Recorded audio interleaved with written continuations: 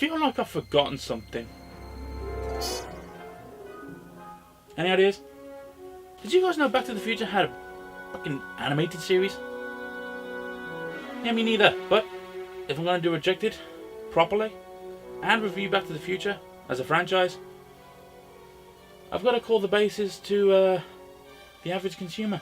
And to have 2 seasons and a couple of awards behind its back, the animated series of Back to the Future has to be done as well. So, let's get to it. Wait a minute. Nah. Can't think of it. Ah, well. It'll come to me. It's only a matter of time. When did this happen?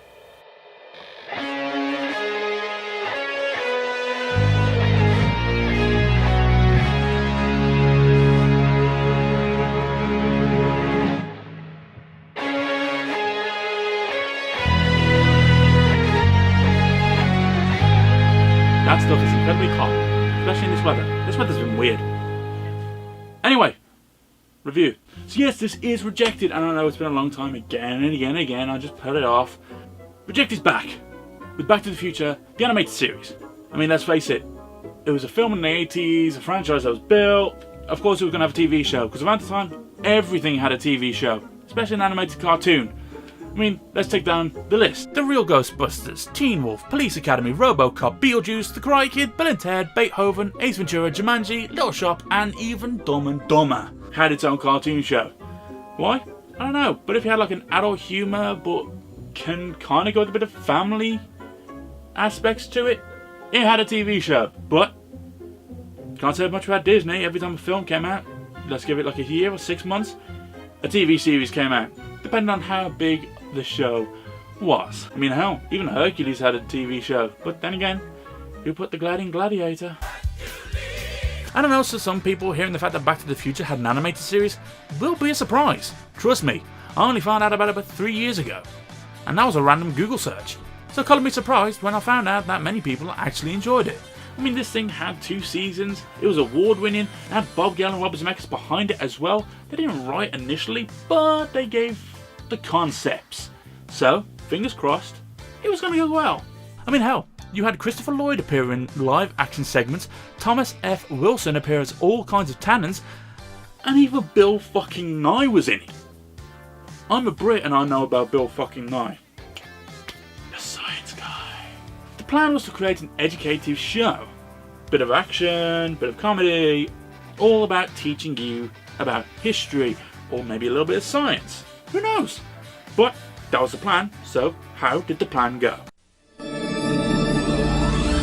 Well, the opening is a cover of Back in Time, not The Power of Love. No, Back in Time, the song that was actually written for Back to the Future, Power of Love, if you don't know about it. It was literally just handed to them. They went, we need a song, we're going to go to Huey Lewis, and Huey Lewis just turned around and went, yeah, this is the latest song we're working on, Power of Love, here you go. And it worked, and then they wrote Back in Time. But it starts off with Doc Brown in his lab, aka his garage. Greetings, Dr. Emmett L. Brown here. But this is Christopher Lloyd, so fingers crossed. He explains the backstory of events, which then leads us into the episode's main story.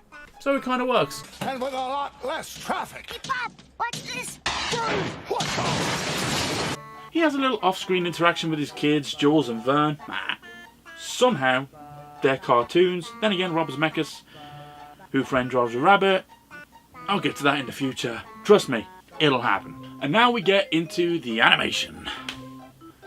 This is the part where I'm starting to get a bad feeling.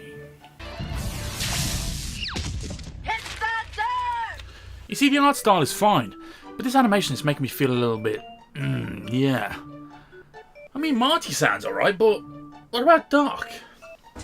Always take the aluminum foil off your burrito before you put it in the microwave. Well, to be honest, I hate Doc Brown in this. I do. I'm sorry, I do. I hate Doc Brown in this. He sounds like Richard Nixon. Even though they have Christopher Lloyd there filming stuff, Christopher Lloyd doesn't voice Doc Brown. Dan Castellaneta does. Homer Simpson is the voice of Doc Brown. That's what I'm getting at. That's what doesn't make sense. And it's not a good voice. It's not. It's just not. What's the biggest problem with the new DeLorean? The DeLorean's here too. Yay! Wait, that got... Oh, they just rebuilt it.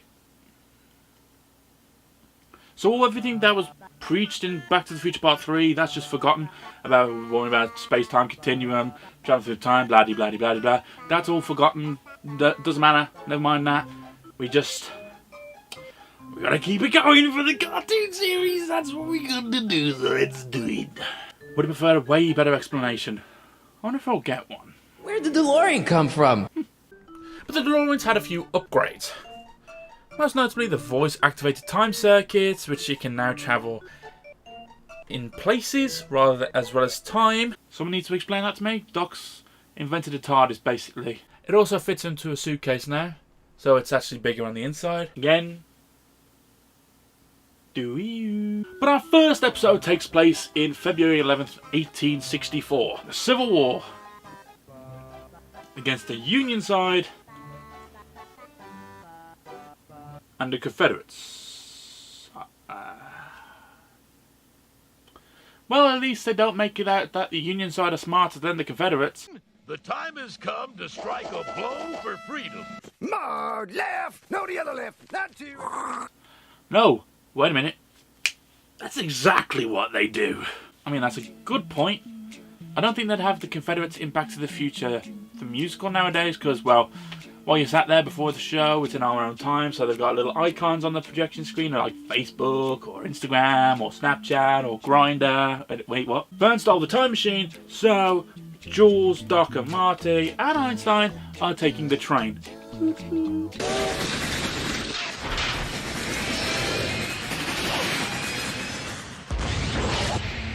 Marty gets kidnapped by Beauregard Tannen, who gives us the origins of Butthead.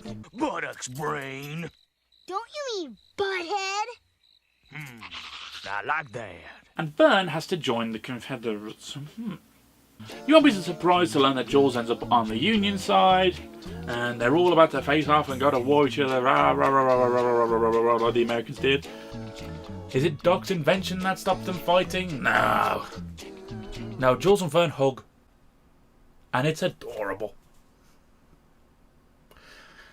And then the two leaders of the Confederates and the Union side, they both agree that they're going to join together and chase out the strangers. Who are Jules, Vern, Doc, and Marty, and Einstein. The DeLorean can now extend into a limo. Wait, okay, it's a cartoon for kids. It's a cartoon for kids. It's a cartoon for kids. But they get back, they fit into the back of the train where those two hosey thingies are, again, for the kids, and they go back home. Hey! What's that? Christopher Lloyd's back. Sick, I'm in it. Christopher Lloyd then gives us the education part of the show where they talk about electromagnetic blah-de-blah-de-blah. Yes, and this is where we get Bill Nye for 30 seconds, who doesn't say a word. He just demonstrates how to make your own electronic magnetic blah-de-blah-de-blah-de-blah. And that's it. Oh, there's Mr. Fusion. Cool. But that's it. Can you see that this show's got me invested into it? Nah, me neither. This thing's got a cult following. I know it does, but for me, I've missed the boat. I'm sorry, I have. I didn't get it. I don't see the appeal in it. I think the animation's poor.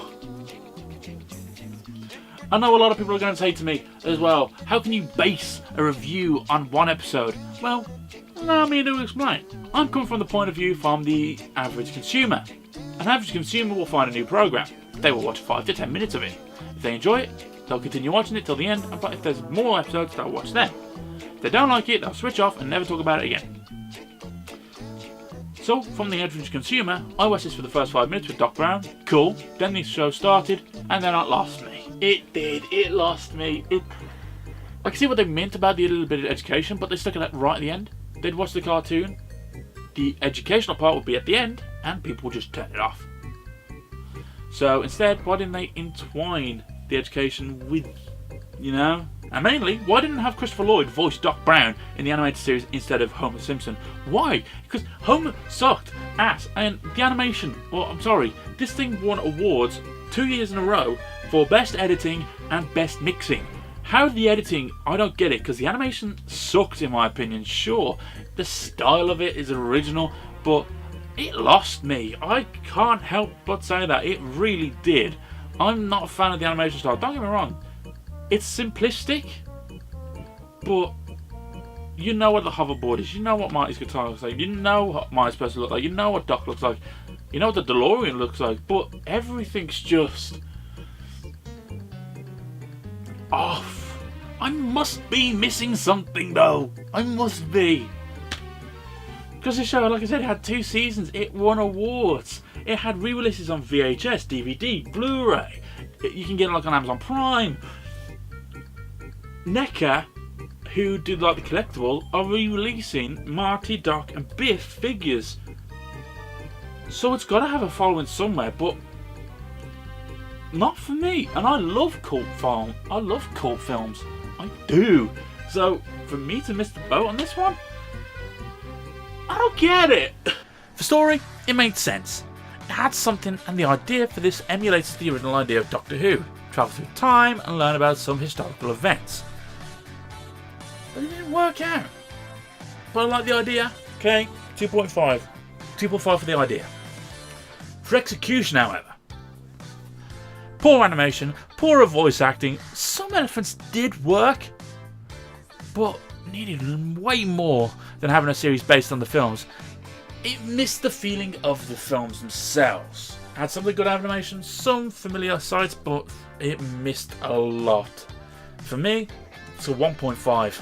Back to the Future, the animated series gets a 4 and is rejected. I'm sorry, it is. If you disagree with me, let me know what you think. If you love it, tell me what you think. Tell me what I missed. If you tell me that I need to watch 2 or 3 more episodes, I'm sorry, but the whole point of a pilot is to intrigue you to watch more. This didn't.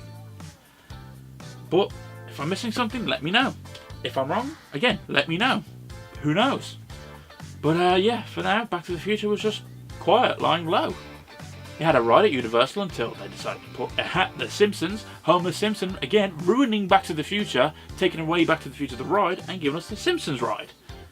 Which Disney now own. Yes, Disney now own The Simpsons, if you haven't told by Disney Plus. It's been fucking everywhere. So now Universal have to pay Disney for having The Simpsons ride. Good fucking business plan there, Universal, you dickheads. But yeah, that was it. Until Telltale Games came out. The Walking Dead success gave us Back to the Future on PlayStation 3. But I'm not looking at this one. I'm looking at the 30th anniversary version on PlayStation 4. Which, you know, like they did with the Ghostbusters. Like PlayStation 2, you had a cartoony look at it. And then PlayStation 3, you had the live action ones. It was more live action-y, more realistic Ghostbusters looking on PlayStation 3. So maybe they did that with the PlayStation 4. No. They still look the same on PlayStation 2. It actually is just a PlayStation 3 game on PlayStation 4. This will be the final part of Rejected Part 2. Back to the Future the game. The closing chapter. It's not like I can watch Back to the Future the musical again and talk about that. I'm not leaving Rejected Part 2 all the way till May next year. Back to the Future the game is the final part. If you want me to review Back to the Future the musical when it goes to the West End in London, you need to let me know. Bye.